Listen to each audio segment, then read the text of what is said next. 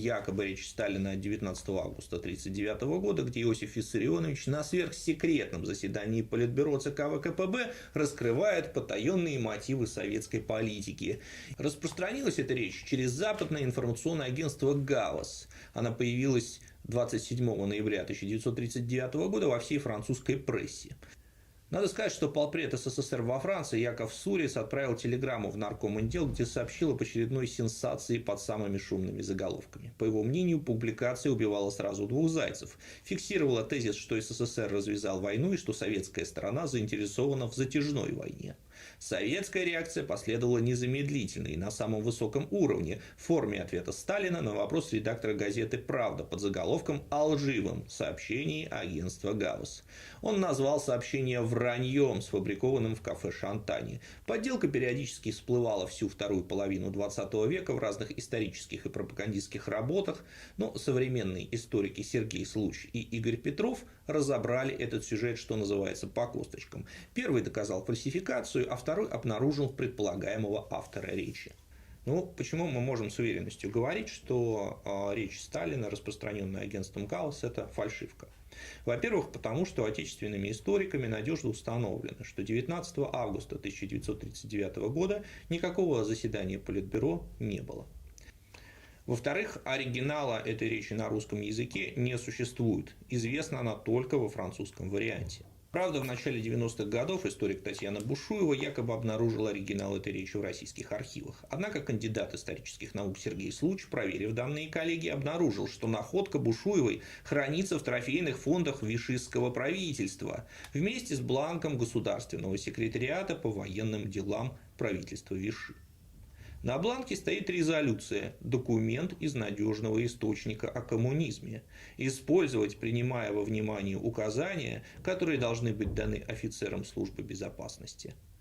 На самой речи проставлена дата 23 декабря 1940 года, то есть спустя год после сообщения Гавоса, когда с текстом мог ознакомиться каждый желающий. По всей видимости, союзное Гитлеру правительство Петтена решило использовать материал агентства Гавос в качестве пропагандистского. А впоследствии его копия отложилась среди прочих трофейных документов и в СССР. Откуда же пошла эта фальшивка, опубликованная агентством «Гавос» спустя 3 месяца после предполагаемого выступления Сталина? Историк Игорь Петров наткнулся на газету «Le Petit Parisien», которая помогла ему выйти на предполагаемого автора речи. 28 ноября 1939 года в ней появилась статья под заголовком «Сталин подтолкнул Германию к войне, чтобы большевизировать Европу». Публикация существенно отличалась от прочих. Некоторые абзацы совпадали почти дословно, а другие части речи Сталина давались в пересказе. Несомненно, что у статьи агентства «Гавос» оказался общий источник. Текст вышел под авторством журналиста Поля Дюбаше. Он уже публиковал в этой газете антисоветские разоблачения, полученные от этого же источника. В начале ноября издание опубликовало статью «Разоблачение двойной игры Москвы», которая заигрывала с Лигой наций и вела переговоры с Берлином. В ней Дюбаше немного рассказал об информаторе. Некий, живущий в Швейцарии иностранец, тайными и непростыми обходными путями только что получил из самых надежных источников секретную информацию, которая совершенно по-новому освещает то, что можно назвать предысторией Советско-германского соглашения. Этот документ получен из Грузии, с родины Сталина, где можно найти информацию из первых рук о действиях русского диктатора, ставшего палачом своих собственных земляков. В 1956 году бывший польский дипломат, а тогда директор Гуверовского института Витольд Свараковский, вступил в переписку с бывшим корреспондентом Гавос Анри Рюффеном. Та самая речь именно через него попала в новостную ленту агентства. Анри рассказал, что был одним из 3 женевских журналистов, которым 27 ноября 1939 года были доверены копии текста речи Сталина, а передал их Харитон Чивишвили, представитель грузинского национального правительства в изгнании. Речь идет об одном и том же человеке, грузинском эмигранте Харитоне Чивишвили, которого, по его собственным словам, связывали непростые отношения со Сталиным. Тот, мол, обидел его еще в начале 20 века в Грузии. О конфликте Чивишвили рассказал в Женеве советскому публицисту Эдуарду Розенталю. Дело это было в Батуми, где-то сразу после второго съезда, когда в партии произошел раскол. На первых порах до драки еще не доходило. Каждый пытался доказывать свою правоту цивилизованно, теоретически, с аргументами в руках. И вот как-то мы решили обменяться мнениями, выслушать их из уст противников. Договорились, что в Кутаиси в стане меньшевиков выступит Иосиф Джугашвили, а наш лидер Ной Джордания выступит в Батуми перед большевиками. Поначалу все так и было. В Кутаиси все прошло гладко, доклад Сталина выслушали, не перебивали, потом задали ему много вопросов, поспорили на высоких тонах, не без того, но все закончилось мирно.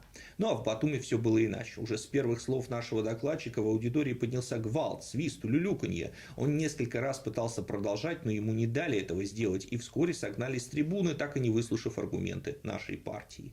Мне было особенно это обидно, ведь именно мне дали поручение договориться о гарантиях. На следующее утро я столкнулся со Сталиным на улице. Он шел в окружении своих лейтенантов, улыбнулся мне, а в глазах насмешка. «Извини, — говорит Харидон, — но у нас демократия, не мог же я им рот заткнуть. Народ высказал свое мнение, не сердись, пожалуйста», и руку мне протягивает. Вот тут-то я и дал ему звонкую оплеуху. Охранники его бросились было на меня, но он их остановил и велел не трогать. Но потом отомстил.